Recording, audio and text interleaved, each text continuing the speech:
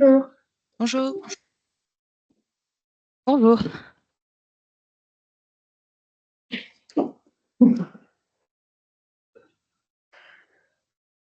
Ok, on va commencer sans plus attendre. Désolée, on a en plus quelques minutes de retard déjà.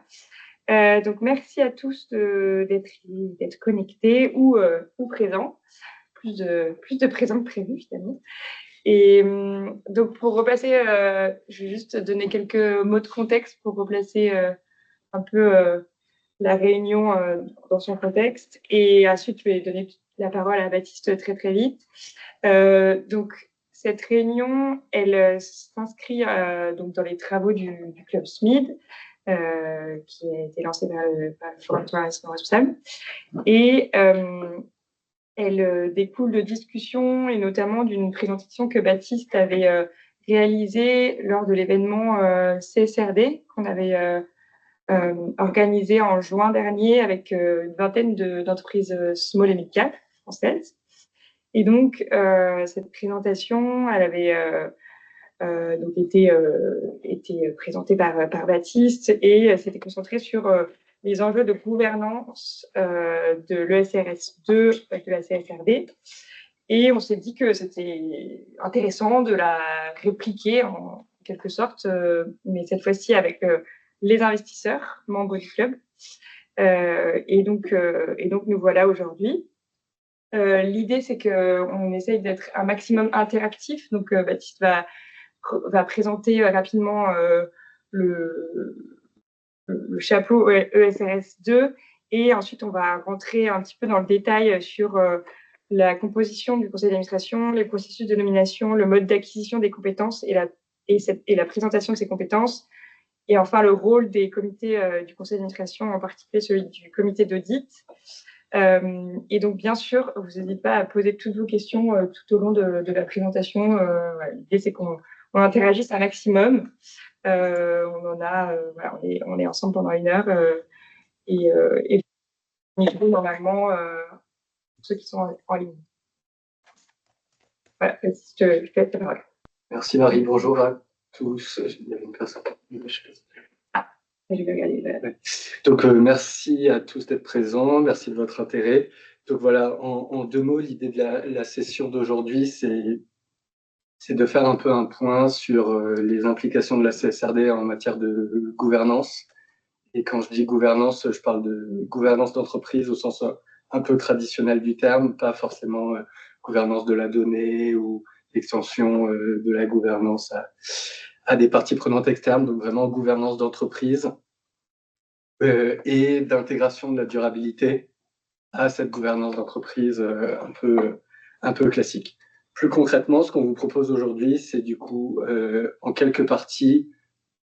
Pour commencer, malheureusement, on est obligé de passer par là, peut-être un récap sur ce qu'est le SRS2 et qu'est-ce qu'il nous dit en matière de gouvernance d'entreprise, qu'est-ce que nous, on retient dans notre lecture. Évidemment, pas de manière exhaustive, sinon il nous faudrait un peu plus de temps. Deuxième partie, idéalement celle sur laquelle on passera le plus de temps, et avec pour but ici d'être vraiment interactif, c'est qu'on puisse discuter entre nous de différentes pratiques d'intégration de la durabilité à la gouvernance d'entreprise qui existent déjà chez des small, des SMID, des large cap, et leur manière qu'elles ont déjà aujourd'hui avant d'expliquer ces organisations-là et ces stratégies-là dans leur reporting. Concrètement, on prendra des exemples de sociétés plus ou moins bien avancées avec les noms des sociétés pour que vous puissiez les avoir en tête, pas du tout sur un principe de name and shame, mais pour vous montrer que toutes les pratiques existent indépendamment des tailles des sociétés dont on parle, etc. L'idée de cette partie-là étant de dériver vers la dernière partie qui est un peu d'extrapoler les exemples qu'on aura vus pour essayer d'arriver à une espèce de grille ou de tableau d'engagement avec idéalement à destination des SMID pour expliquer que, et c'est un peu notre message aujourd'hui, que la CSRD n'est pas forcément une énième contrainte de reporting, mais en fait une vraie opportunité, surtout pour les SMID, de réfléchir à l'intégration de la durabilité dans sa gouvernance, parce que, et ce sera notre message, le SRS2, en fait, a une bonne tête de standard le plus abouti en la matière versus certains codes de gouvernance, des réglementations nationales ou autres. Donc voilà, c'est vraiment le menu. En ayant dit ça, sur la slide suivante, on commence à récapituler le SRS2 et plus particulièrement la partie gouvernance de l'ESRS.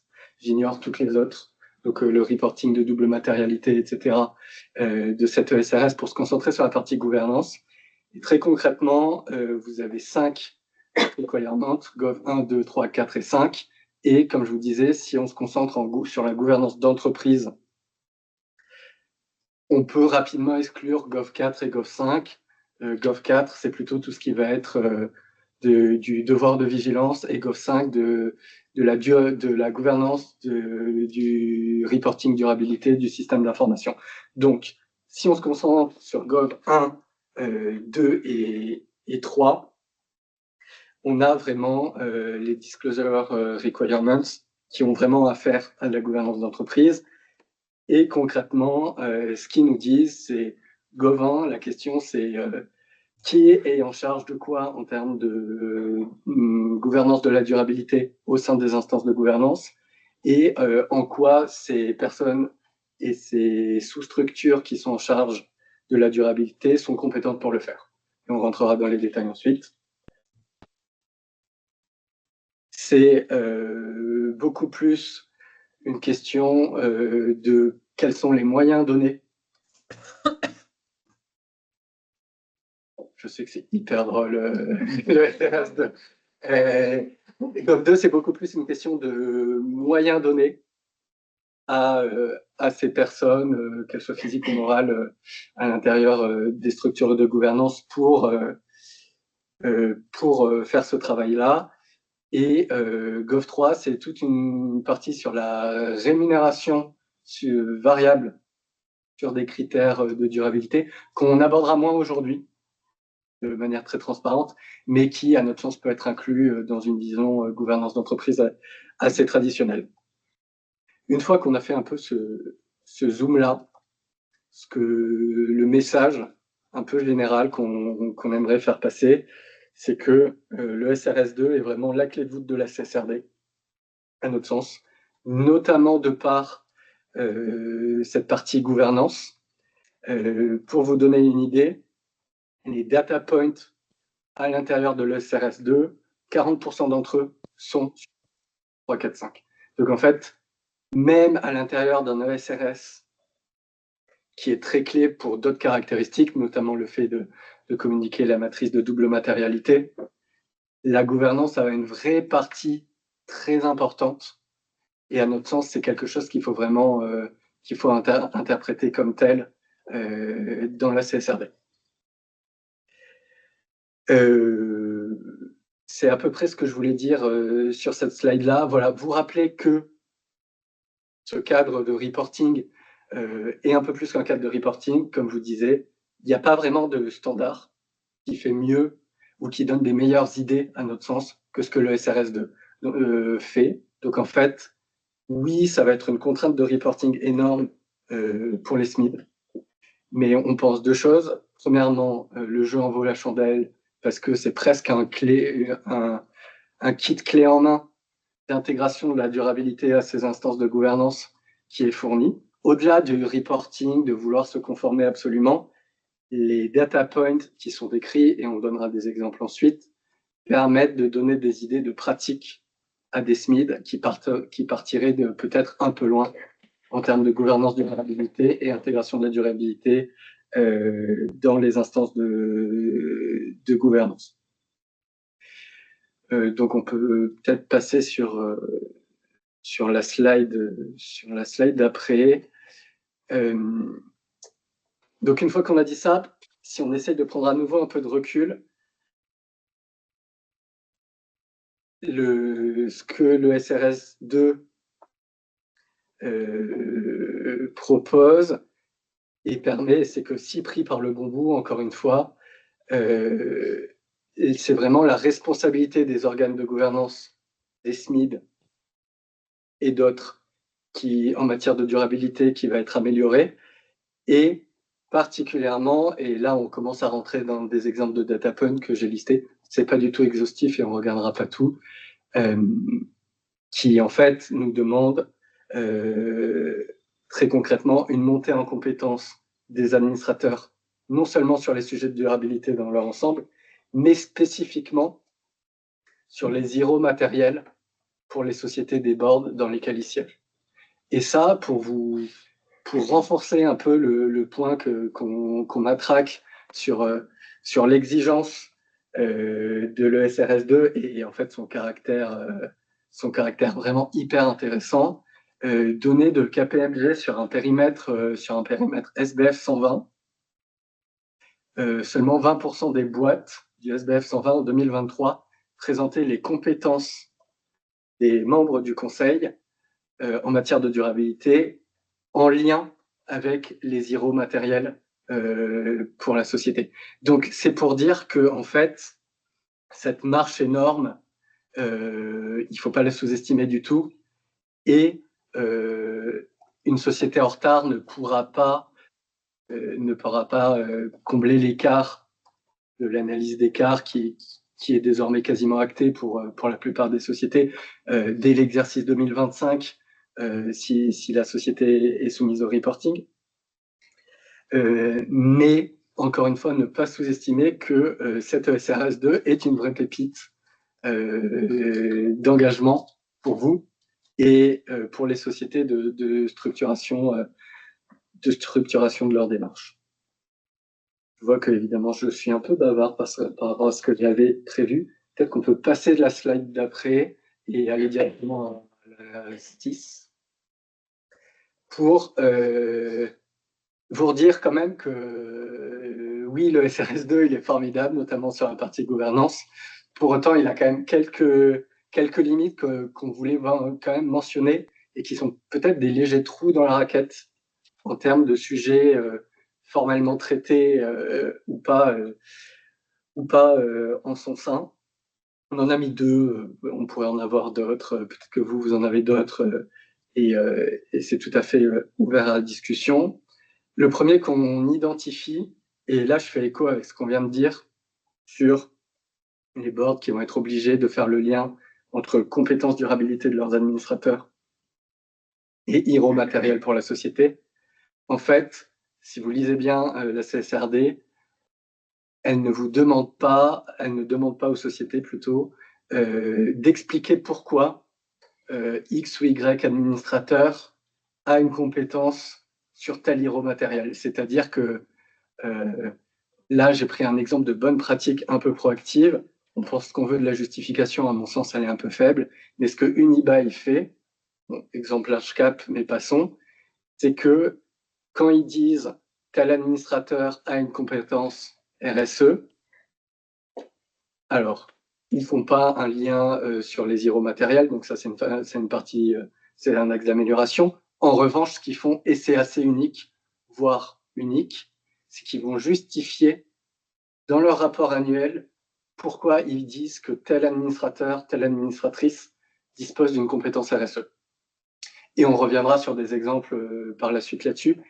Mais donc, à notre sens, ça peut être également une idée d'engagement hors d'une grille de lecture SRS2, CSRD, de demander aux sociétés de faire l'effort de questionner et d'étudier encore plus profondément la biographie de leurs membres du conseil pour aller, en fait, isoler ou pas les expériences professionnelles, académiques, personnelles, même si vous voulez, de recherche, etc., qui peuvent dénoter d'une compétence en matière de durabilité sur un IRO matériel. Et c'est au prix de cette étude plus poussée des biographies, notamment sur les questions de durabilité, à notre sens, que les conseils d'administration dans leur ensemble vont pouvoir faire sauter une des barrières à l'utilisation de la CSRD comme d'un outil stratégique d'un point de vue durabilité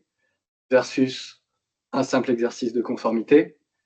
C'est en se posant cette question de « Ok, qu'est-ce que m'apporte cet administrateur d'un point de vue durabilité ?» Et donc, à terme, la finalité, c'est de se dire « Ok, qu'est-ce que tel candidat m'apporte en matière de durabilité ?» En fait, commencer par faire ça à l'intérieur de ces conseils est le très bon prérequis pour pouvoir le faire sur le processus de sélection et donc d'améliorer dans l'ensemble la connaissance des administrateurs en matière de durabilité. Ça, c'est le premier point. Donc, axe d'amélioration, data point qu'on aurait bien aimé voir figurer. Et exemple de bonnes pratiques proactives à pousser auprès des sociétés qui reportent sur le data point qui est obligatoire, hein, de compétences en matière de durabilité de leurs administrateurs, leur demander en plus une justification. Idée d'engagement qu'on propose. Et deuxième point qu'on prend, je vous ai dit qu'on n'avait pas trop parlé de rémunération, là on le fait là, juste pour dire que donc, la CSRD demande de communiquer en détail la part du variable et les critères de durabilité utilisés dans la rémunération des dirigeants, mais il ne demande pas, la CSRD ne demande pas à ce que ces critères, en fait, soient les KPI que la société utilise dans sa stratégie de durabilité au sens opérationnel. Exemple de pratique qui est courante, je vous apprends rien, une société a je sais pas, une trajectoire climat validée SBTI scope 1, 2, 3, et en fait, les KPI de trajectoire climat pris dans la rémunération variable sont que le scope 1 et le scope 2 en excluant le scope 3 qui, au hasard, fait 95% de l'empreinte carbone de la société. Et en plus de ça, le niveau d'exigence demandé sur les scopes 1 et 2 est inférieur à la trajectoire qui a été validée par SBTI. Ça, en fait, la CSRD ne va pas mettre fin à cette pratique de greenwashing dans le paiement de la rémunération variable des dirigeants. Pour nous, c'est un axe d'amélioration qui est assez clair, d'autant plus que ça aurait pu permettre notamment d'accélérer l'exercice de la CSRD comme un exercice stratégique plus que de compliance uniquement de reporting. Donc voilà, malgré toutes les choses positives qu'on a pu mentionner sur la CSRD, quand même des axes d'amélioration qui peuvent être des idées d'engagement pertinentes également. Promis, c'est fini pour la partie un peu théorique du pitch. Est-ce que vous avez des questions à ce stade ou pas? Et ensuite, je pense qu'on peut passer peut-être aux exemples particuliers. Ouais. Je ne sais pas si en ligne, dans la salle, vous avez des questions sur ce qu'on a dit.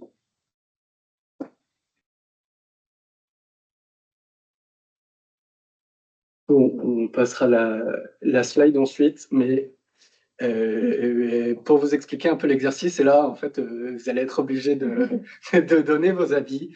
L'idée sur chaque slide, à partir de maintenant, c'est de positionner les pratiques de transparence et de structuration de la gouvernance de la durabilité que vous allez voir sur les slides.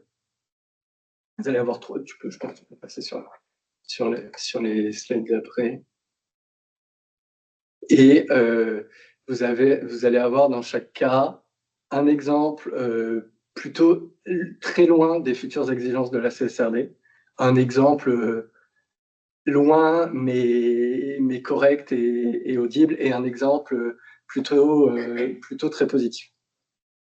Je commence par une exception, évidemment, et là, en fait, vous avez trois pratiques de société, donc SEB, Ipsos, Bureau Veritas, qui communiquent comment les compétences en matière de durabilité sont prises en compte dans le processus de nomination d'administrateurs. Cette partie-là n'est pas un data point de la CSRD, mais pourquoi on l'a mis là? Tout simplement parce que notre postulat étant que les administrateurs, dans leur ensemble, vont devoir progresser en matière de durabilité. Une des manières les plus évidentes d'apporter plus de compétences durabilité au sein des conseils, c'est de davantage prendre en compte ces dites compétences durabilité au moment des processus de nomination. Donc voilà, je ne sais pas si dans la partie virtuelle ou dans la salle, vous voulez donner vos avis. L'idée, c'est d'essayer de positionner les sociétés les unes par rapport aux autres, sachant qu'à chaque fois, il y a à peu près trois niveaux de performance.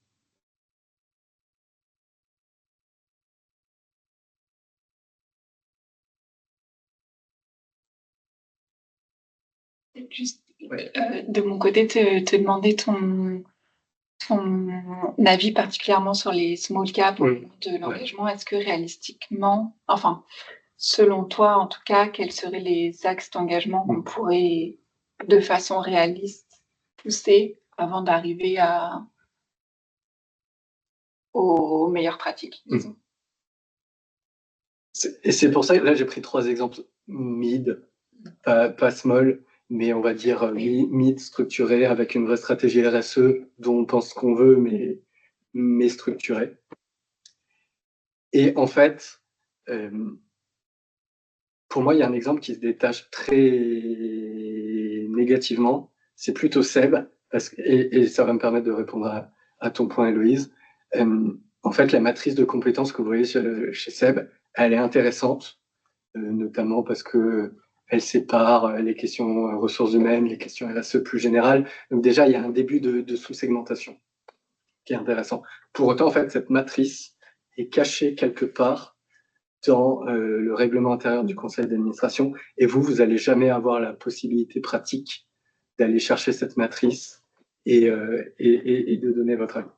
Donc, en revenant sur Terre et en essayant un peu de voir ce que vous pouvez demander éventuellement à des SMID ou pas, mon avis, c'est qu'il y a un axe à réfléchir sur la différence entre indépendants et membres non indépendants.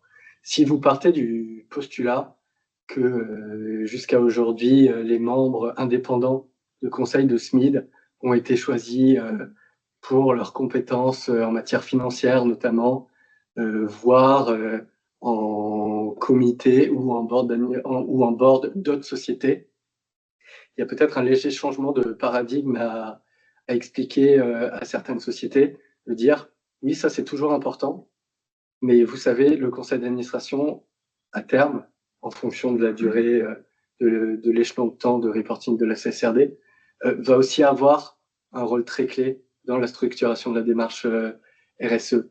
Et peut-être que ce que vous avez fait pendant très longtemps sur les compétences financières, etc., peut être un peu répliqué, ou en tout cas réfléchi sur la partie durabilité. Ce que je veux dire, c'est on ne peut pas demander à n'importe quel SMID d'aller nous trouver, je sais pas, dans le cas de Seb, on va pas demander à Seb de trouver un expert de traitement des PFAS ou de je sais pas quoi. Ça n'arrivera jamais et c'est pas forcément souhaitable. Pour autant, trouver dans une zone un peu intermédiaire des gens qui ont une expérience, peut-être de comité RSE par ailleurs, dans une autre société, peut en fait aider à transférer des bonnes pratiques, de types de questions qui sont abordées dans ces comités, etc., au board dans lesquels ils arrivent. Moi, je pense qu'il y a une question de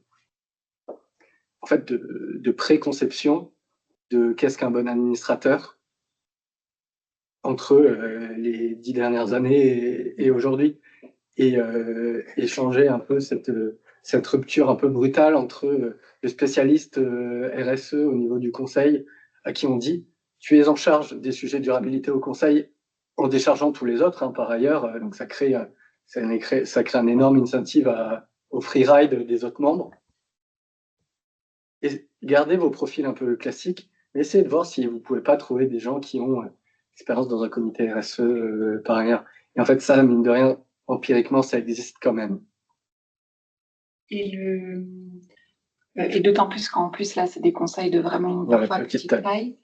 Est-ce que pour toi, le rôle de la formation sur ces sujets remplace à court terme ou pas du tout, ou peut remplacer? Je pense que ça peut remplacer complètement si c'est bien fait et que vous, en tant qu'investisseur actionnaire, vous avez la vision des types de formation. Quand je dis type de formation, c'est type, durée, thème précis, etc. Et ça, à mon sens, c'est très intéressant. On peut même aller un peu plus loin dans cette réflexion-là et être encore plus extrême. Je pense qu'on peut dire que les comités d'audit des boards de SMID, s'ils existent, empiriquement ils existent, sont peut-être les plus prioritaires pour être formés, du fait que c'est ce comité qui va devoir interagir avec les auditeurs durabilité, etc. Je pense qu'il est même acceptable pour ces sociétés SMID de faire une dichotomie à l'intérieur de leur conseil entre membres du comité d'audit et non membres du comité d'audit sur la partie formation. On a une slide un peu plus loin sur le rôle du comité d'audit que du coup on peut mettre tout de suite un peu plus bas, Voilà. En fait, comité d'audit, et dans le cas des sociétés françaises, c'est très intéressant. Dans la directive CSRD, donc vraiment le texte, il est écrit que le comité d'audit, c'est le premier bullet point, devrait être en charge de certaines tâches en ce qui concerne l'assurance de l'information en matière de durabilité. Et il y a aussi écrit que le choix est laissé à tous les États membres, lors de leur transposition, de déterminer soit un autre comité du Conseil, qui peut être en charge de ce rôle-là, soit l'ensemble du conseil d'administration. Dans le cas de la France, et ça peut être intéressant dans notre cas, la France n'a pas tranché en transposant. Ce que la France a transposé, ça peut être le comité d'audit, mais ça peut être quelqu'un d'autre, tant que vous le communiquez. Et on revient à notre cas de petit conseil, pas pléthore de comités, mais peut-être un comité d'audit, et empiriquement un comité d'audit. Et ce qui est intéressant, c'est de voir que la réglementation française, le code de commerce, n'a pas évolué, alors qu'il a évolué sur certains autres points de transposition de la CSRD, pour dire que, et j'ai mis l'exemple de ce qu'il y a pour les compétences financières, en fait, le code de commerce aujourd'hui demande, c'est une obligation légale, qu'au moins un membre du comité d'audit doit avoir des compétences financières et être indépendant. Donc, double contrainte dans le profil. Et donc, en fait, typiquement, cet article du Code de commerce n'a pas été amendé pour intégrer les notions de durabilité, qui auraient pu être pertinents au vu de la transposition de la France par ailleurs sur qui fait quoi au niveau du conseil d'administration sur la CSRD. Pas d'amendement, et pas non plus de nouvel article du Code de commerce. Donc, conclusion de ça, en fait, les conseils n'ont pas vraiment de réglementation. Les conseils français n'ont pas de vraies lignes directrices, si tu veux, là-dessus. Donc, notre avis à nous, c'est formation durabilité pertinente, quantifiée et transparente pour les autres parties prenantes, pour que vous puissiez dire, aller voir les boîtes et dire « Ah ben c'est super que vous nous disiez que vous faites la fresque du climat. Bon, peut-être que maintenant, je sais pas, je prends le cas de Seb, peut-être que les questions, c'est pas forcément la fresque du climat, c'est autour des PFAS, autour de l'usage des ressources, etc. » J'invente un exemple de toute pièce. Et en fait, à mon sens, à partir du moment où la formation est documentée et transparente et suffisante, ça vous crée une base d'engagement et presque un certificat de bonne volonté de la part de la société et du conseil d'administration. À mon sens, il y a beaucoup de trucs, et c'est la beauté de l'ESRS2, puisqu'il est non sectoriel et obligatoire, c'est qu'en fait, ça vous donne un proxy de bonne volonté des émetteurs. Et c'est un truc qui peut être expliqué au SMID. Il est possible de leur dire, votre plan de transition, on a conscience, ça peut être hyper dur, technique, y compris techniquement, et la partie gouvernance de l'ESRS2, elle n'est pas difficile. Techniquement, elle demande un effort de réflexion et de bonne volonté de structuration de la démarche. Et donc, moi, je pense que c'est un message à envoyer au SMID en engagement, etc., en leur disant que votre premier reporting soit en 25, en 26, en 27, une clé de comparaison, y compris avec des large caps, ça sera le SRS2 et la partie gouvernance, parce que ça nous permet déjà d'avoir un peu un espèce de proxy de comment vous allez traiter la suite par ailleurs au fur et à mesure que vous allez progresser. Moi, je pense que c'est vraiment ça le message qu'il faut passer. Et en ce sens-là, oui, la formation peut même remplacer n'importe quoi, complètement. Et d'ailleurs, je conclus, dans le data point, il y a un data point plutôt, le SRS2, qui demande le mode d'acquisition des compétences durabilité des membres du conseil d'administration. Et nous, on en identifie deux, de manière évidente, pour caricaturer, et les expériences et compétences tirées du parcours passé et la formation. Et donc, la formation n'est pas un véhicule plus sot que le profil en tant que tel de l'expert durabilité, etc. Du tout.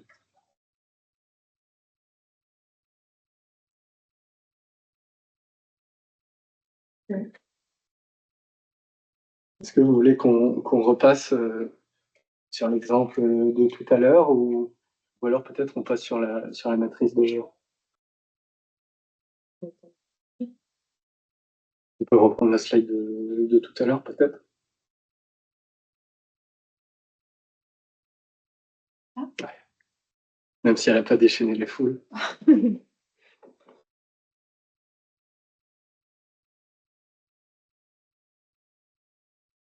Je vous ai donné un indice sur Seb, mais...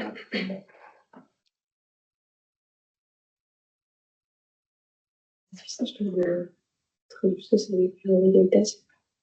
Il n'y a pas un qui est exemplaire, quoi. Il n'y en a pas un qui est exemplaire, mais oui, effectivement, le débat de la meilleure pratique de la slide serait entre Bureau Veritas et Ipsos. Bureau Veritas, c'est plus granulaire. Voilà, exactement. L'idée, c'est qu'en fait, je ne sais pas si vous avez entendu, mais ce que Héloïse dit, c'est que Bureau Veritas, c'est plus granulaire. Ça, c'est un peu le sens qu'on slide là. C'est, encore une fois, la bonne réflexion et la réflexion qui est pertinente d'un point de vue stratégique, c'est quels sont les vrais sous-sujets du gros chapeau durabilité qui sont matériels pour nous. Ipsos, il y a un début de séparation en isolant ressources humaines. Je mets à part rémunération, c'est peut-être plus quelque chose de gouvernance. Ressources humaines, au vu de l'activité d'Ipsos, est très pertinent. Pour Bureau Veritas, vous avez un côté encore un peu plus granulaire, comme le dit Héloïse, de en fait une partie plus un peu macro, RSE, durabilité, qui est développement durable. Et ensuite, vous avez quand même deux sous-segments qui sont pertinents pour l'activité de Bureau Veritas, à savoir en fait l'éthique des affaires et le changement climatique, plutôt en termes d'opportunités d'ailleurs pour Bureau Veritas que d'un point de vue risque. Mais toujours est-il que Bureau Veritas a d'ores et déjà une sous-segmentation plutôt très granulaire versus les pratiques de place, de ce qui peut se faire en termes de OK, qu'est-ce qui est intéressant comme point de vue pour nous au sein du conseil. Vous avez d'autres exemples qu'on n'a pas mis sur la slide. Alstom est très, très intéressant, peut-être même encore un peu plus avancé que Bureau Veritas. Donc vous aurez compris que ensuite vous avez Ipsos et ensuite vous avez Seb. Seb, le point qui est gênant, c'est surtout le fait d'enfouir cette matrice-là au fin fond du règlement d'une annexe du règlement intérieur du conseil d'administration.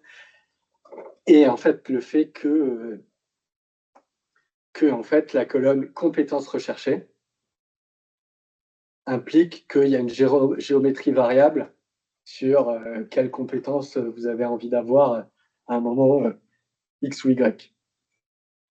Ce qui n'est pas forcément le sens qu'on peut avoir envie de percevoir, dans le sens où les compétences de durabilité au sein des conseils sont déjà très nettement sous-représentées.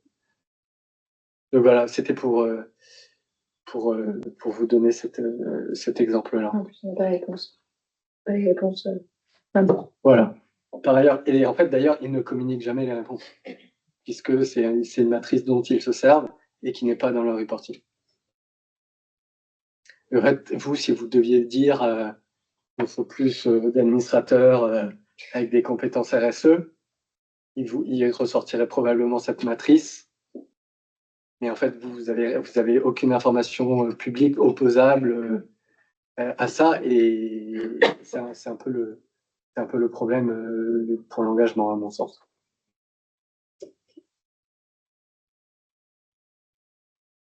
Sur la slide suivante, on a la question de mode d'acquisition des compétences durabilité.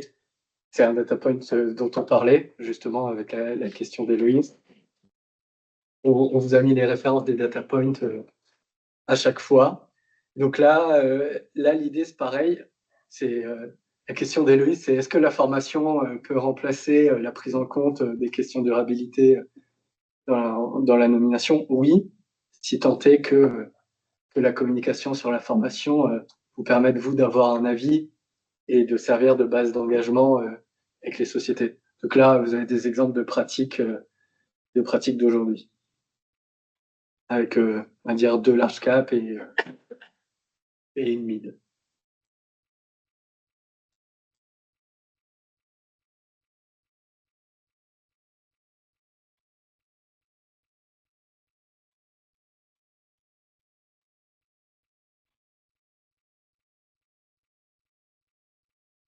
Un peu 3.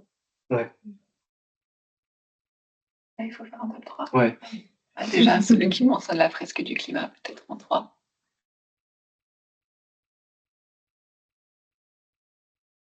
C'est à réfléchir. Ça peut être un avis. Mais c'est pas le mien, donc ça peut être intéressant de discuter.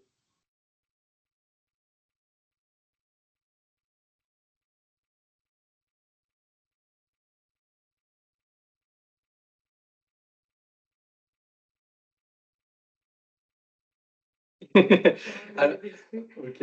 Dans la salle, on dit Orange est plutôt un peu en retard. C'est plutôt notre vision sur ce volet-là. 2 choses en fait. L'idée, c'est pas forcément de classer pour classer, c'est de comprendre ce qu'on pourrait avoir en plus pour lancer un engagement. Vous n'avez aucune quantification horaire.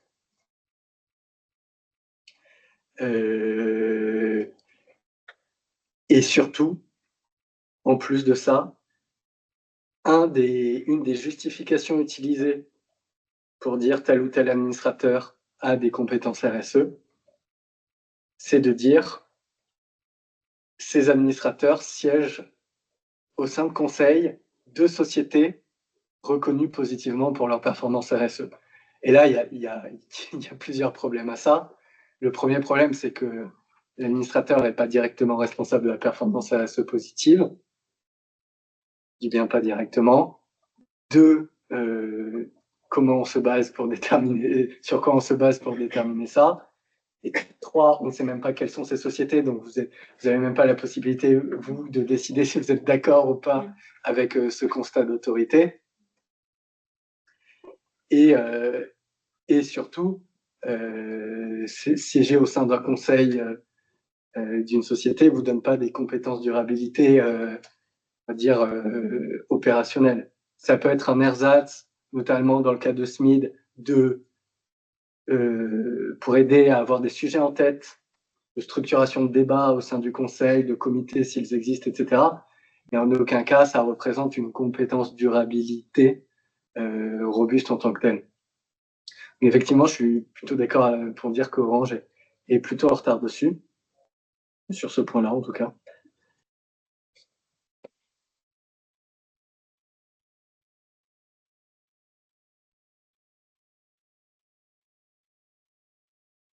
Nous, on a tendance à dire que Unibail est plutôt en avance versus Téléperf, il y a un point qui est intéressant, en fait, qui différencie les deux.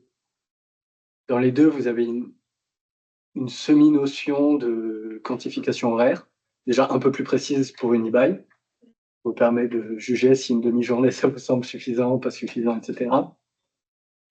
Vous avez la nature de la formation et vous avez aussi la notion, en fait, de formation externe.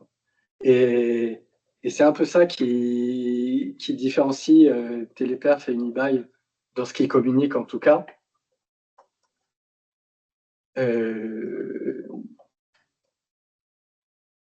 Vous n'avez pas un peu plus bas dans le reporting de Téléperf, en fait, je me rends compte que j'ai oublié de le mettre, c'est pour ça aussi que c'est moins clair.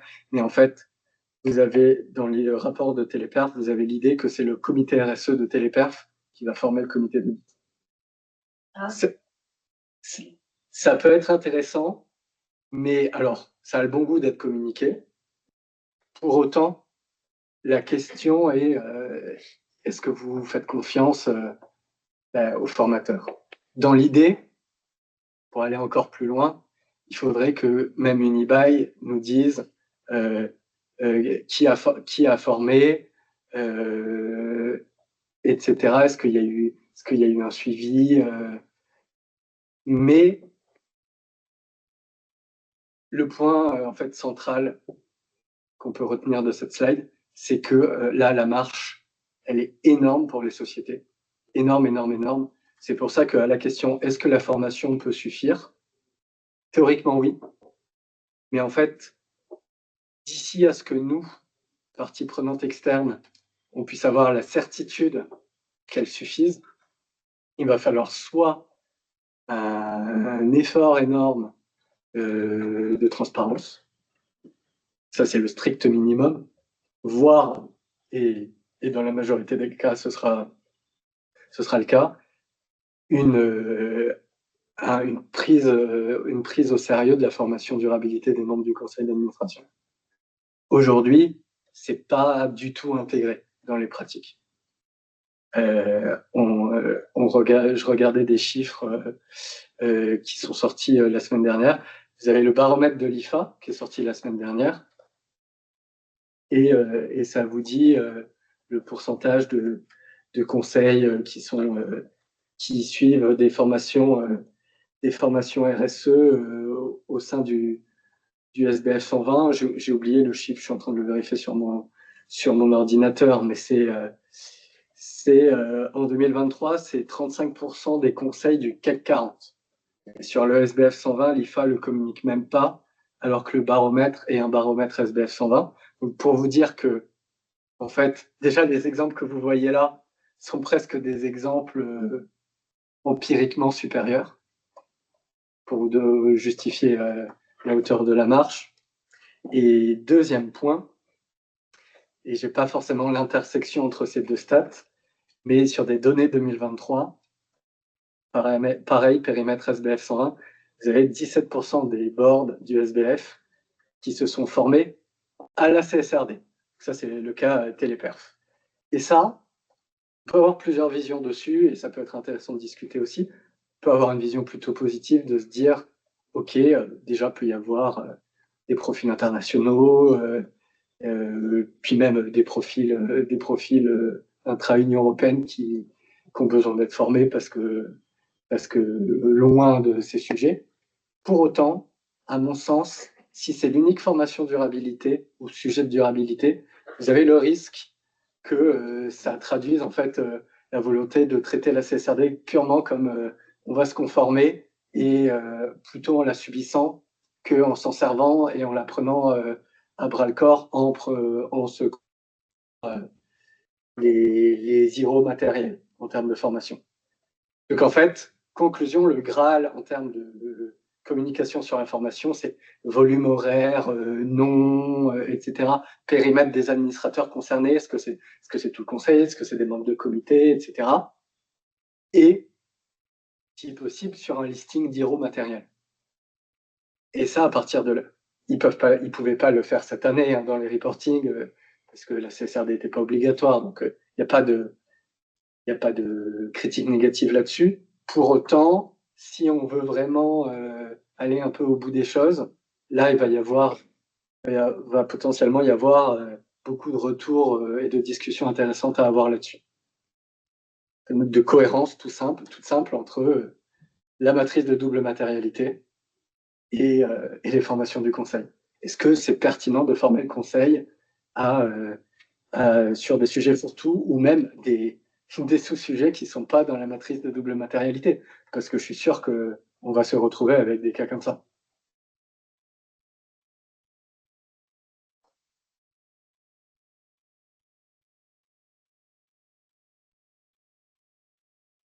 C'est juste pour préciser un tout petit truc, c'est que le 23A, là, c'est le point, le data point. Le data point qui dit, qui demande de préciser le mode d'acquisition des compétences durabilité des administrateurs liées au zéro matériel. Vous voyez que l'écart est faramineux.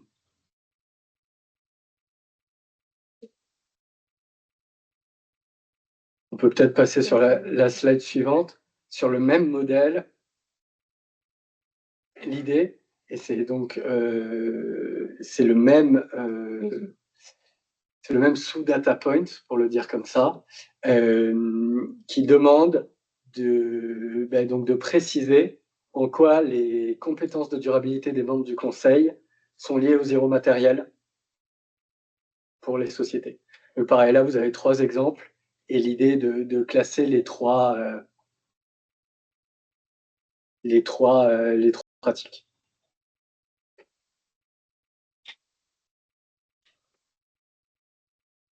Là, vous avez que des SMID.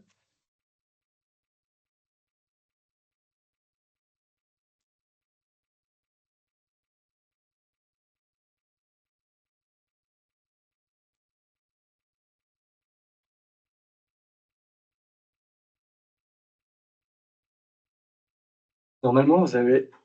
Ce qui peut être intéressant, c'est de voir peut-être la société qui est le plus loin de ce que la CSRD va demander.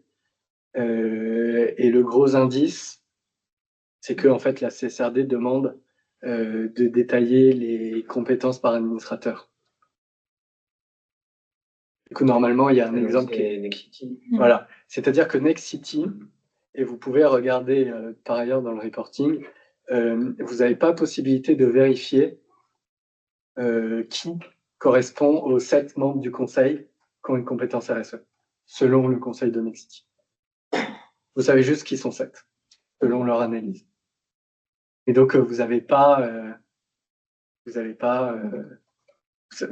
qui. Donc, en fait, ça, c'est notamment plutôt d'un point de vue engagement que d'un point de vue réflexion stratégique pour la société. De votre côté, ça vous met un énorme écart pour votre analyse avant l'engagement en disant il nous faudrait des administrateurs avec des compétences RSE, notamment peut-être au comité d'audit, si c'est le comité d'audit qui chapeaute la relation avec les auditeurs, etc. En fait, là, vous n'avez juste pas la possibilité de le savoir, petit 1. Et petit 2, les compétences durabilité sont sous un fourre-tout RSE. Et là, leur schéma, techniquement, il pourrait y avoir 2 personnes qui n'ont aucune compétence. Techniquement. Techniquement. Et en fait, tu peux pas le savoir. Tu peux pas le savoir. Alors, de mémoire, ça compte les représentants des salariés. Tu sais pas comment ils sont traités non plus. Enfin, là en fait, t'as une vraie marche d'amélioration à expliquer à la société en disant nous ce qu'il nous faudrait. Ça peut être un détail nominatif, qui est quand même une pratique plutôt répandue. Et là, avant de faire une distinction entre Williston et Virbac, plutôt répandue pour les sociétés qui présentent une matrice. Là, je vous ai mis 3 sociétés, donc qui, quand même Nexity présente une matrice, mais vous en avez énormément chez les SMID qui n'ont pas cette matrice-là. Et qui est liée, en fait, avec les premiers exemples qu'on a pris de quelles sont un peu les compétences qu'on regarde au moment du processus de nomination. C'est pour ça qu'en fait, évidemment, tout est lié. Mais donc là, voilà, sur ce data point aussi, énorme marche encore. Énorme. Sur la deuxième partie du SBF, c'est déjà minoritaire.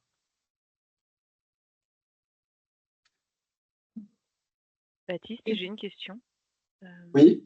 Est-ce que tu mets sur le même point d'égalité, point d'égalité, on va dire ça comme ça, les auto-évaluations du conseil, parce qu'en tout cas pour Nexity c'est le cas, c'est une auto-évaluation, et est-ce que qu'on considère pareil l'auto-évaluation que l'évaluation d'un tiers qui va justement donner une compétence, tu vois, qui va dire pour chaque administrateur leur vraie compétence. Je sais pas si c'est très clair. Ouais, bien sûr. Ça faisait partie des sujets centraux du rapport du HCGE de décembre 23. C'était peut-être pas décembre, mais c'était novembre. En fait, la réponse de Normand, c'est tout dépend. Tout dépend de l'indépendance de l'indépendant, petit 1. Et tout dépend de qui au sein du conseil le fait également. Tu peux avoir en soi, sur le papier, une évaluation stricte et indépendante, réalisée par un administrateur indépendant, mais qui s'apparente à une évaluation interne. Ce dont le HCSGE s'est rendu compte empiriquement, c'est que les évaluations externes étaient très souvent faites par des tiers pas vraiment indépendants. C'est à comprendre. Le cabinet de chasseurs qui assiste le comité de nomination, ça plutôt sur la partie ou un des gros cabinets de conseil, un des gros prestataires d'émissions de conseil utilisés par les équipes opérationnelles. Donc en fait, ça dépend intuitivement de manière générale, la règle que je m'applique en tout cas dans cette analyse-là, c'est de essayer de regarder la vraie indépendance du tiers externe. Et à partir du moment où cette indépendance est réelle, cette analyse supplante tout, à mon sens, parce qu'ils ont accès à des documents que toi, moi, nous tous, on ne verra jamais. Ils ont accès aux personnes. C'est mieux que ce qu'on peut faire.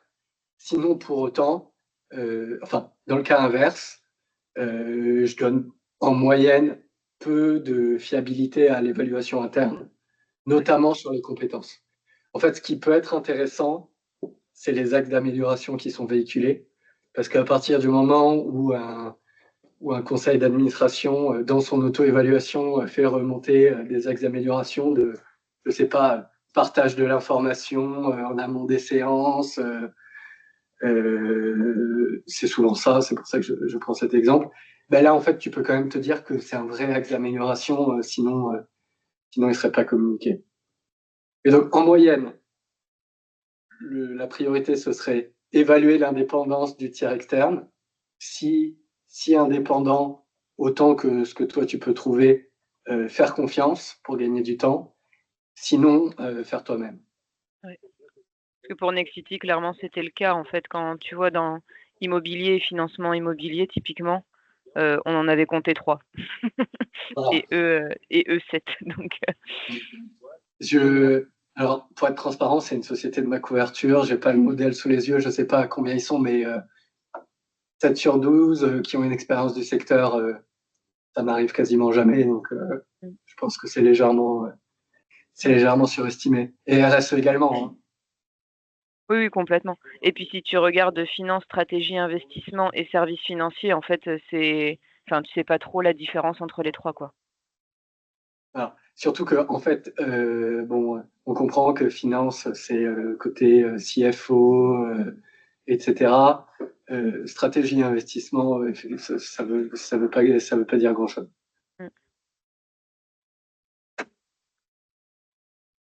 Merci. Ouais. Et après, Virbac paraît un peu plus granulaire quand même et un peu plus matériel.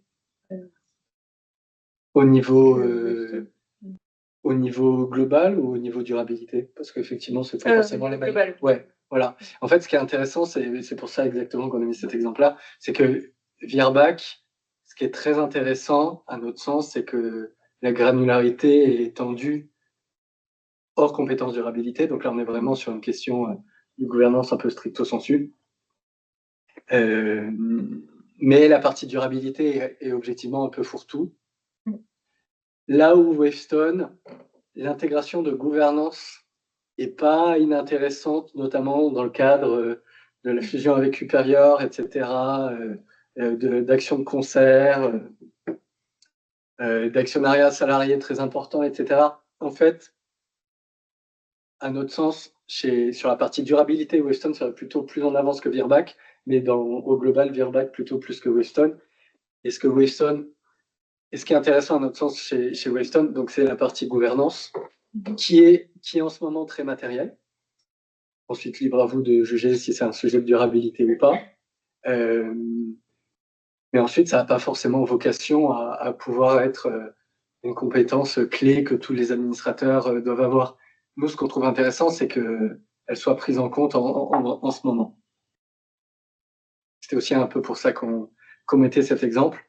Vraiment, s'il y a une seule conclusion de cette slide-là, c'est que ce type de matrice, on a l'impression de les voir tout le temps, mais en fait, on les voit tout le temps chez les large caps, chez les SMID. Si vous faites un peu empiriquement, vous n'allez pas en avoir.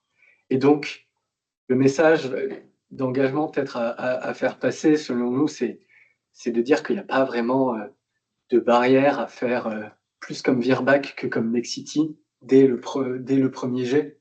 Et que donc, ça ne sert à rien de s'enfermer dans un reporting qui enferme un peu la vision stratégique et qui est pas clair pour les parties prenantes externes, alors que au contraire, c'est l'opportunité de se plonger vraiment dans les profils des administrateurs qui sont déjà au sein de notre board, et donc d'avoir une vision un peu prospective, durabilité ou pas durabilité, sur qu'est-ce qu'il va peut-être me falloir pour les prochaines nominations.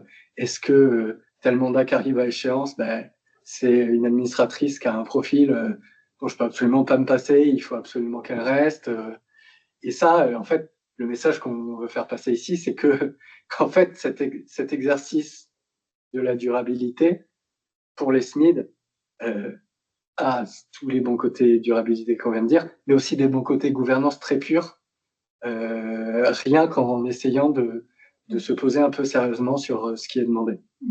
Juste parce que je veux le temps qu'il peut-être tu peux présenter la dernière slide sur le rôle des comités des conseils d'administration et sur la partie engagement, expliquer juste ce que tu as proposé. Je pense qu'on pourra envoyer la présentation. Le point de cette slide, bon, alors c'était le même fonctionnement, fallait classer un peu les organisations de chaque société en termes de répartition des sujets de durabilité au sein du conseil.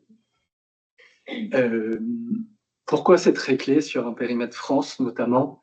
On a déjà un peu parlé de la transposition de la CSRD, donc quel comité fait quoi, etc.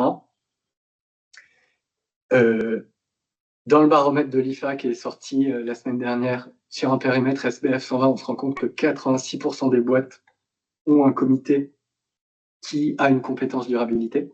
C'est énorme. Il faut nuancer parce qu'il y a des comités qui sont des comités ESG dédiés, des comités qui sont ESG stratégie, ESG nomination, ce que vous voulez. Mais 86% des boîtes ont écrit un comité durabilité quelque part. Et donc la question, c'est un peu qui va faire quoi dans la CSRD, qui va se poser quelles questions. Et ça, c'est moins applicable au SMID, parce que moins de comités empiriquement, etc., évidemment.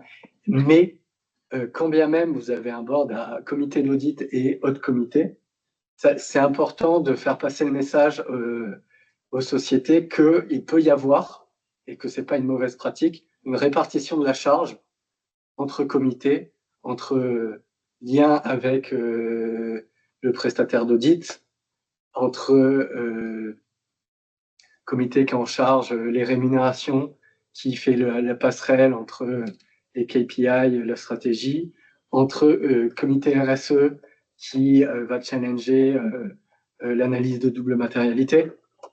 Et donc, en fait, le message, c'est, encore une fois, utiliser ce qu'on vous demande pour réfléchir à comment vous faites les choses et à clarifier les situations dans lesquelles, ou peut-être aujourd'hui, vous avez des chevauchements entre les compétences et les attributions des différents conseils, ce qui est un peu le cas notamment chez les large caps de manière un peu empirique.